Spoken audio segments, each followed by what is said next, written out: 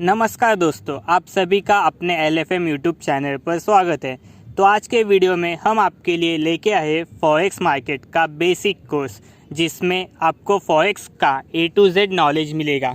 इस वीडियो को मैं 2 पार्ट में बना रहा हूँ, जिससे ये वीडियो बड़ी ना बने। तो चलो कोर्स की तरफ बढ़ने से पहले हम डिस्क्लेमर देख लेते हैं। इस वीडियो में जो भी इंफॉर्मेशन दी गई है वो हमने अलग अलग वेबसाइट से ली गई है। इस इंफॉर्मेशन को हम क्रॉस वेरीफाई नहीं करते। साथ ही जो इमेजेस यूज़ किए हैं वो भी कॉपीराइट हो सकते हैं। ये वीडियो सिर्फ एजुकेशन और एंटरटेनमेंट पर्पस के लिए ही बनाया गया है। फॉरेक्स, जिसे हम फॉरेन एक्सचेंज या फिर फॉरेन करेंसी एक्सचेंज भी बोला जाता है। क्या आपको पता है फॉरेक्स ये पूरे विश्व का लार्जेस्ट फाइनेंशियल मार्केट है? हाँ, according to 2019 central bank survey FX और OTC मार्केट का टोटल वॉल्यूम $6.6 ट्रिलियन है, जिससे ये लार्जेस्ट फाइनेंशियल मार्केट बन जाता है। अगर इसकी तुलना स्टॉक मार्केट से की जाए एज पर 2017 डेटा, तो फॉरेक्स मार्केट $5 ट्रिलियन का वॉल्यूम जनरेट करता था। न्यूयॉर्क एक्सचेंज ये $22.4 बिलियन का, टोक्यो एक्सचेंज $18.4 बिलियन और लंदन एक्सचेंज $7.2 बिलियन का वॉल्यूम जनरेट करता है। तो आप देख ही सकते हो, पूरे स्टॉक मार्केट को कंबाइन किया तो भी फॉरेक्स मार्केट जितना वॉल्यूम जनरेट नहीं हो सकता है। अब आप पूछोगे ये फॉरेक्स मार्केट क्या होता है? तो चलो हम इसे एक एग्जांपल से समझते हैं। समझो आप किसी दूसरे देश में जा रहे हो, लेकिन दूसरे देश में जाने से पहले आपको उस देश की करेंसी भी लगेगी ना। तो आप एयरपोर्ट या कोई करेंसी एक्सचेंज बूथ पे जाओगे और अपना पैसा एक्सचेंज करोगे। मतलब आप क्या करोगे, काउंटर पे जाओगे, आपको एक स्क्रीन दिखाई देगी जिस पर डिफरेंट कंट्री के डिफरेंट एक्सचेंज रेट होंगे। वो रेट पर आप अपना मनी एक्सचेंज करोगे। अब सवाल आता है, ये एक्सचेंज रेट क्या होता है?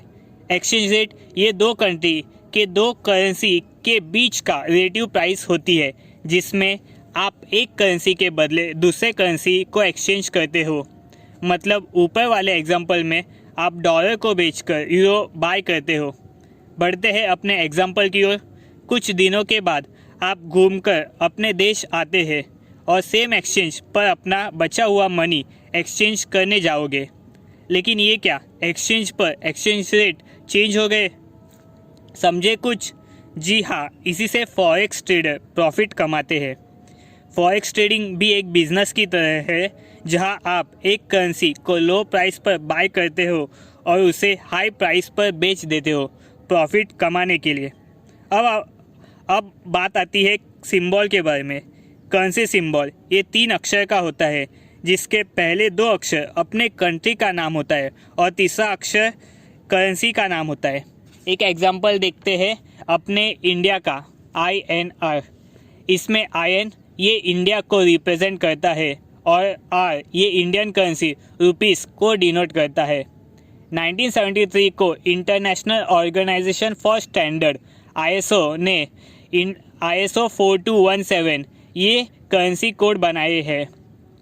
क्या आपको पता है पूरे विश्व में 180 करेंसी है जिसे UN ने मान्यता दी गई है, लेकिन फॉरेक्स ब्रोकर इनमें से सिर्फ 70 करेंसी में ही ट्रेड करने देते हैं। तो अब आप पूछोगे 1973 से पहले क्या होता था? चलो देखते हैं फॉरेक्स की हिस्ट्री के बारे में। सबसे पहले 6000 BC में बार्टर सिस्टम था। फिर 1000 BC में फिजिकल ऑब्जेक्ट एक्सचेंज करने लगे। बाद में 806 में पेपर मनी आ गया। फिर 1816 में गोल्ड को मीडियम ऑफ एक्सचेंज करके यूज़ करते थे। फिर 1950 में प्लास्टिक मनी जैसे क्रेडिट कार्ड, डेबिट कार्ड आ गए। फिर 1994 में इलेक्ट्रॉनिक मनी जैसे कि online money transfer, net banking की शुरुआत हो गई। और अब लेटेस्ट मीडियम ऑफ एक्सचेंज ये क्रिप्टो करेंसी भी माना जाता है। क्या आपको पता है ब्रिटिश पाउंड ये पूरे विश्व का सबसे ओल्डेस्ट करेंसी है, जो 8th सेंचुरी से चालू है। और अभी जो लेटेस्ट करेंसी जिसे UN ने मान्यता दी है वो साउथ सौदेनेसी पाउंड है, जो 18 जुलाई 2018 में लीगल हो गया है। अगर आपको फॉरेक्स मार्केट में क्या चालू है और उसकी इन्फॉर्मेशन, न्यूज़, डेटा, इवेंट चाहिए होगा, तो आप हमारे टेलीग्राम चैनल को ज्वाइन कर सकते हैं और फॉरेक्स मार्केट में अपडेट रह सकते हैं। ये सब तो हुआ 1973 से पहले। फिर ISO आने के बाद क्या हुआ? तो चलो इसका कुछ इम्पोर्टेंट डेटा मैंने गूगल से सर्च करके निकाला है, देखते हैं वो क्या है। 1987 में UK और USA ये पूरी तरह से फॉरेक्स में ट्रेड किए जाते थे। फिर कुछ साल बाद 1991 में और नए देश इसमें जुड़ गए, जैसे कि चाइना, साउथ कोरिया, ईरान। फिर 1994 में जैसे इंटरनेट का ज़माना आ गया, फॉरेक्स ट्रेडिंग भी ऑनलाइन होनी शुरू हो गई, जिससे यूरोप के करेंसी का डेवलपमेंट हुआ। इससे यूरो के करेंसी का डोमिनेंस बढ़ते गया as compare to dollar in global reserve currency.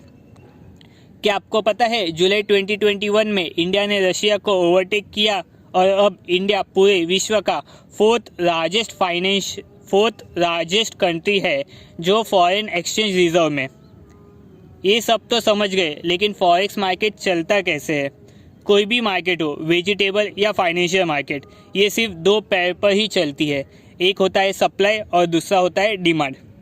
Example के लिए, जब वर्ल्ड मार्केट में डॉलर का डिमांड मीन्स बाइंग के लिए ज़्यादा लोग रहेंगे तो ऑब्वियसली डॉलर का भाव बढ़ेगा, और उसी तरह अगर मार्केट में डॉलर ज़्यादा हो गए और उसकी डिमांड कम हो गई तो डॉलर का रेट भी गिर जाएगा। लेकिन ये डिमांड और सप्लाई कम और ज़्यादा क्यों होते हैं? इसके भी कुछ फैक्टर होते हैं, जैसे कि political event like corruption, election, war. Technical factor भी होते हैं, जैसे support and resistance, indicator, trend. Economic policy भी होते हैं, जैसे कि monetary policy, fiscal policy etcetera. ये सब तो स्टॉक मार्केट में भी मिल रहा है, फिर मैं फॉरेक्स मार्केट क्यों करूँ? तो चलो अब देखते हैं स्टॉक मार्केट और फॉरेक्स मार्केट के बीच का अंतर। शेयर मार्केट में ट्रेडर्स शेयर्स बाय और सेल करते हैं और फॉरेक्स मार्केट में ट्रेडर्स करेंसी बाय और सेल करते हैं। शेयर मार्केट में टोटल 5000 से भी ज़्यादा शेयर्स है। फॉरेक्स मार्केट में 6 मेजर करेंसी होती है। स्टॉक मार्केट में बायर्स और सेलर्स लिमिटेड होते हैं, क्योंकि यहाँ कंपनी के शेयर्स लिमिटेड होते हैं। लेकिन फॉरेक्स मार्केट में बायर्स और सेलर्स की कोई लिमिट नहीं होती। शेयर मार्केट में कुछ शेयर्स सेल करना डिफ़िकल्ट हो जाते हैं, क्योंकि वो लिक्विड नहीं होते या फिर उसको अपर सर्किट और लोअर सर्किट लग जाते हैं। लेकिन फॉरेक्स मार्केट में बाय और सेल करना बहुत इजी होता है, वहाँ तुरंत ऑर्डर एग्जीक्यूट हो जाती है। स्टॉक मार्केट सिर्फ वर्किंग आवर में ही ट्रेड कर सकते हैं, लेकिन फॉरेक्स मार्केट ये 24 घंटे चालू रहते हैं। स्टॉक मार्केट ये वन वे मार्केट है, जहां हम शेयर्स को बाय करके लॉन्ग टर्म के लिए होल्ड कर सकते हैं। लेकिन फॉरेक्स मार्केट में करेंसी हम बाय या फिर सेल करके हम लॉन्ग टर्म के लिए भी होल्ड कर सकते हैं। तो अब सवाल आता है, ये करेंसी क्या है और करेंसी में कैसे ट्रेड करें? लेकिन ट्रेड करने से पहले हमें ये भी पता होना चाहिए कौन से करेंसी होते हैं और किस टाइप के। फॉरेक्स मार्केट में करेंसी को 3 टाइप में क्लासिफाई किया गया है। First major currency, second minor currency, third exotic currency. आगे बढ़ने से पहले ये वर्ल्ड मैप देख लो, जिसमें वर्ल्ड के 7 लार्जेस्ट इकोनॉमीज़ है के नाम दिए गए हैं, जैसे कि कैनेडियन का कैड, ग्रेट ब्रिटेन का GBP, यूरोप का यूरो, जापान का JPY, ऑस्ट्रेलिया का ऑड, स्विस फ्रांस का CHF और USA का USD। मेजर करेंसी रिप्रेजेंट करता है सबसे लार्जेस्ट इकोनॉमिक्स को। ये मोस्ट लिक्विड भी होते हैं। मेजर करेंसी पूरे फॉरेक्स मार्केट में टोटल 85% से ज़्यादा वॉल्यूम जनरेट करता है।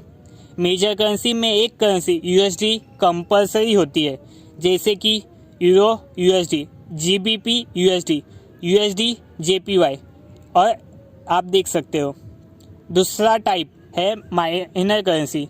माइनर करेंसी ये मेजर करेंसी के ऑपोजिट में होते हैं, जिसमें USD नहीं होता है, और ये बचे हुए 6 लार्जेस्ट इकोनॉमी के क्रॉस से बनते हैं। इसी वजह से इसे क्रॉस करेंसी भी बोला जाता है। एग्जाम्पल के लिए, यूरो के साथ GBP, यूरो के साथ CHF, यूरो के साथ कैड, और इसी तरह आगे सबके कॉम्बिनेशन होते हैं।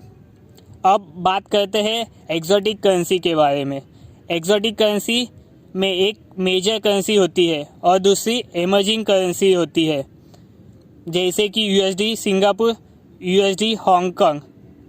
फॉरेक्स मार्केट की साइज देखें तो एज पर 2012 data USD 62%, GBP 4%, JPY 4%, euro 2% और अदर कंट्रीज के करेंसी 28%। लेकिन ये यूएसडी इतना क्यों? इसके भी कुछ रीज़न है, जैसे कि यूएसडी ये पूरे विश्व का सबसे लार्जेस्ट इकोनॉमी है। यूएस डॉलर ये फॉरेक्स रिजर्व की रिजर्व करेंसी भी है। यूएस ये लार्जेस्ट और मोस्ट लिक्विड फाइनेंशियल मार्केट भी है। यूएस की पॉलिटिकल सिस्टम स्टेबल है। यूएस ये वर्ल्ड का मिलिट्री सुपर पावर है कंट्री है और मोस्ट ऑफ केसेस में इंपोर्ट और एक्सपोर्ट में डॉलर का ही यूज़ किया जाता है। एग्जाम्पल के लिए ऑयल ये हम सिर्फ डॉलर में ही बाई या सेल कर सकते हैं। जैसे अगर इंडिया को सऊदी अरेबिया से ऑयल इंपोर्ट करना होगा तो इंडिया को अपना रुपीज़ बेचकर यूएस का डॉलर खरीदना पड़ेगा और वो डॉलर हमें सऊदी अरेबिया को देकर ऑयल की डिमांड कर सकते हैं। अभी देखते हैं फॉरेक्स मार्केट में कौन कौन होते हैं। इसमें 3 टायर होते हैं। टायर 1 में सेंट्रल बैंक या फिर इंटर बैंक होते हैं, जैसे कि RBI, bank of Japan, bank of Canada, bank of England etcetera. Tyre 2 में इंस्टीट्यूशनल फंड मैनेजर होते हैं, जैसे कि city group, JP Morgan, Goldman Sachs etcetera. Tyre 3 में रिटेलर होते हैं, जो आप और मैं हूँ। अगर इतने बड़े लोग फॉरेक्स मार्केट में है तो इसकी लिक्विडिटी कैसी है और उसे हैंडल कैसे किया जाता है? फॉरेक्स मार्केट की लिक्विडिटी ये इंटरबैंक नेटवर्क से की जाती है।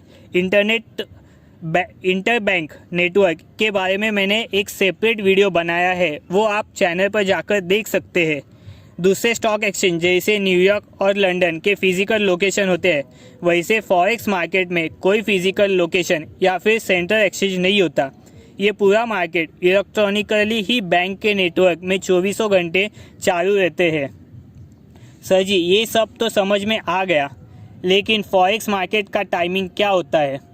फॉरेक्स मार्केट ये 24/7 चालू रहता है, लेकिन हम मंडे से फ्राइडे मतलब सिर्फ 5 दिन ही ट्रेड कर सकते हैं। ऐसा क्यों? क्योंकि सैटरडे और संडे को ब्रोकर का ऑफिस बंद रहता है। अगर सेशन की बात की जाए तो लंदन और न्यूयॉर्क ये मोस्ट एक्टिव रहते हैं, क्योंकि ये दोनों मार्केट ओवरलैप होते हैं। यूरोप का मार्केट 11:30 बजे से ओपन होता है और यूएस का मार्केट 5:30 बजे ओपन हो जाता है। आपको एक चार्ट दिखा देता हूँ, आप उसका स्क्रीनशॉट ले लो। ये एशिया के कोलकाता टाइम के अनुसार है। अगर आप इसमें देखोगे तो ऑस्ट्रेलिया और एशिया का मार्केट क्लोज होने के बाद यूरोप और अमेरिका का मार्केट ओपन हो जाता है। इसमें भी आप देख सकते हो 5:30 बजे से 8:30 बजे तक यूरोप और अमेरिका का मार्केट ओवरलैप होता है। यही टाइम है जहां वॉलेटिलिटी ज़्यादा दिखाई देगी। अगर आप वीक में बेस्ट टाइम पूछोगे तो मंडे को मार्केट स्लो रहता है, क्योंकि मार्केट ओपन भी नहीं हुआ होता है, साथ ही न्यूज़ और इवेंट की राह देखी जाती है। ट्यूसडे और वेडनेसडे और थर्सडे की बात की जाए तो यहाँ सबसे एक्टिव रहता है, क्योंकि यहाँ मार्केट भी ओपन होता है और साथ में इवेंट्स भी चालू रहते हैं। और फ्राइडे की बात की जाए तो बिग इंस्टीट्यूशनल बैंक अपनी पोजीशन क्लोज करते हैं, क्योंकि क्या पता सैटरडे और संडे को क्या हो जाए। तो आज के वीडियो में आपने फॉरेक्स मार्केट का बेसिक थियोरी पार्ट क्लियर कर लिया होगा। अब अगले वीडियो में हम फॉरेक्स ट्रेडिंग के बारे में देखने वाले हैं, जहां हम फॉरेक्स से रिलेटेड जैसे time frame, bid ask, order, pip, swap, leverage, margin जैसे ट्रेडिंग से रिलेटेड इन्फॉर्मेशन देखने वाले हैं। तो आज के वीडियो में बस इतना ही। वीडियो को पूरा देखने के लिए धन्यवाद और अपने LFM यूट्यूब चैनल को सब्सक्राइब करना ना भूलें। मिलते हैं अगले वीडियो में, तब तक टाटा बाय बाय।